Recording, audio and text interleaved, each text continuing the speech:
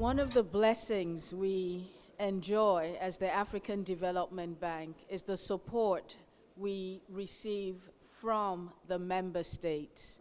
And as a testimony of that support, I would like to invite the Vice President of the Federal Republic of Nigeria, Professor Yemi Osinbajo, to deliver his statement. Your Excellency, sir.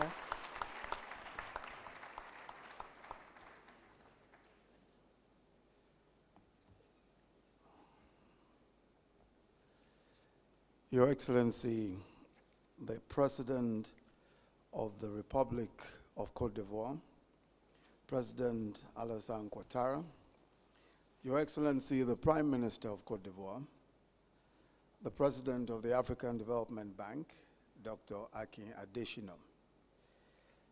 I feel especially privileged to participate in this inauguration ceremony of a new President of the African Development Bank, who is now charged with running with a great vision of the bank to achieve socio-economic transformation and economic integration of Africa. I'm informed that when the bank was established, it started with only 23 African countries as members, 10 employees, and a capital base of $370 million US. Today, it has 54 African member states, 26 non-African members, and a capital base of $110 billion US, a world-class AAA credit rating, nearly 2,000 employees, and a portfolio valued at nearly $25 billion US. For much of its history, the African Development Bank stood in the shadow of other global multilateral financial institutions. Today, the story has changed. The AFDB now has an innovative credit policy, a large franchise value, and commands the trust of its client countries. It is therefore with equally great pride that I note the coming of age of the AFDB.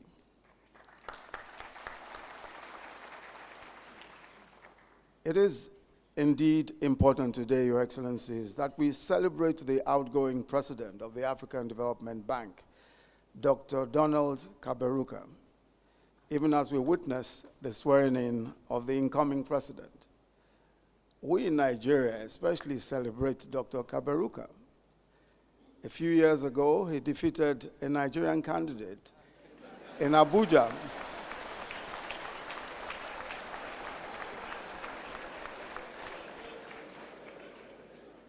I suppose today is payback time, so he's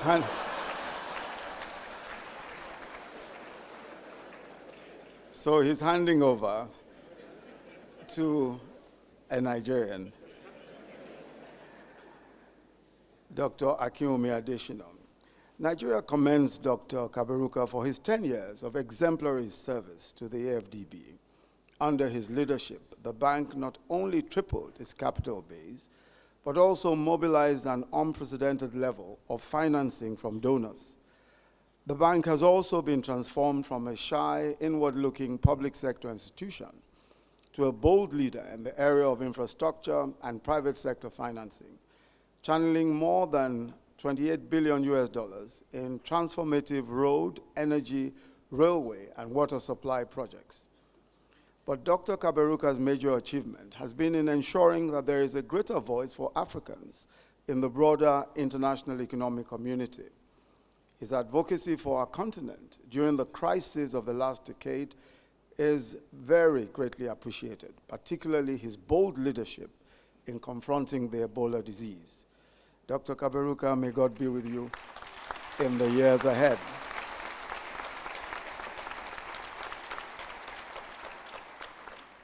To the incoming president of the AFDB, the president, Dr. Akin Adesina, we congratulate you on your victory in a race that was keenly contested by several excellent candidates. Given your rich experience in and out of Africa and the zeal with which you pursued your most recent assignment as Nigeria's Minister of Agriculture, I believe that you will succeed in consolidating on Dr. Kaberuka's accomplishments particularly in the area of infrastructure, the environment, gender empowerment, you can count on Nigeria's continued support in the years ahead. As we celebrate the achievements of the bank and inaugurate its new president, let us also pay tribute to the members of staff, Africans and non-Africans alike, whose diligence and commitment to the work of African development is notable. Thank you all for your service and sacrifice. The Africa of our dreams. Your Excellencies, today, Africa stands in the global space with greater confidence and pride with the advance of democratic norms and the potential of economic vibrancy. For instance, today, more than 70% of Africans own a mobile phone, while foreign direct investment is also on the rise, by at least 6% in the last year.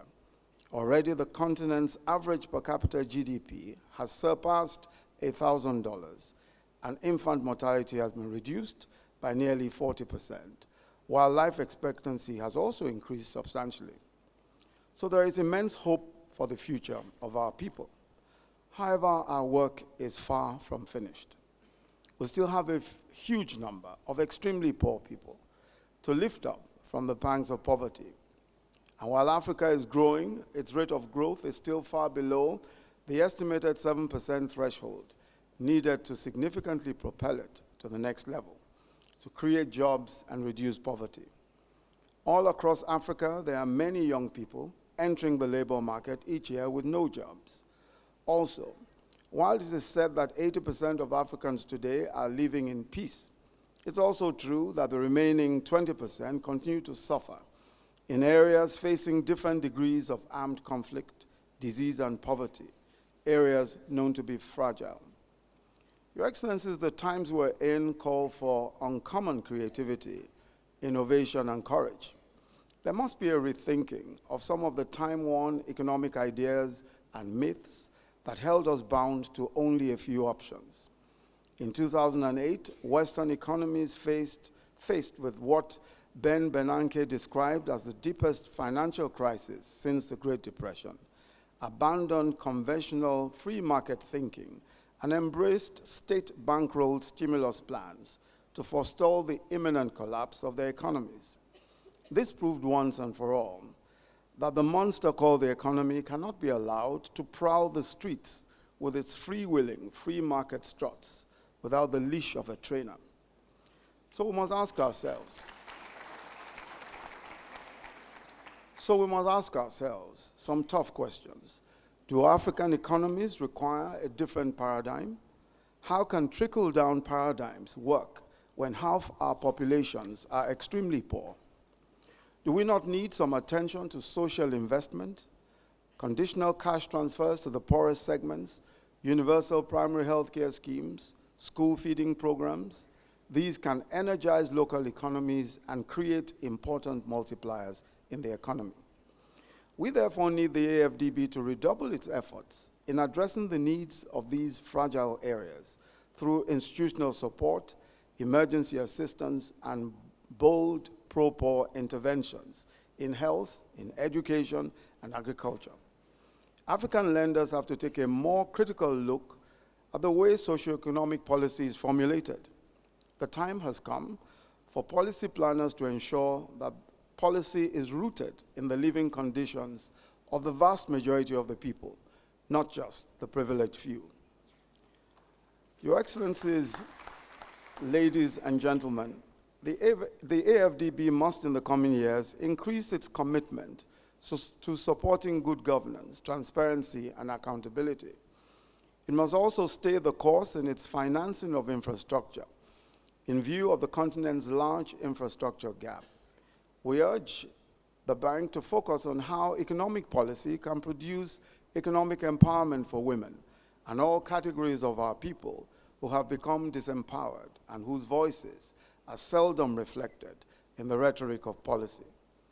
Attention should also be focused on climate change and to pay particular attention to the fragile states, while the bank should continue to grow its private sector portfolio, particularly for SMEs.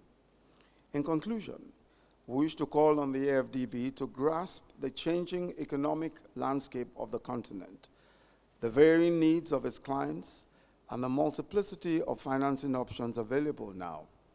Gone are the days when the AFDB, the World Bank, and the IMF were the only game in town. African countries now have a multiplicity of bilateral, multilateral, and commercial financing options available to them, including the new BRICS Bank, the China-led Asian Infrastructure Development Bank, and others.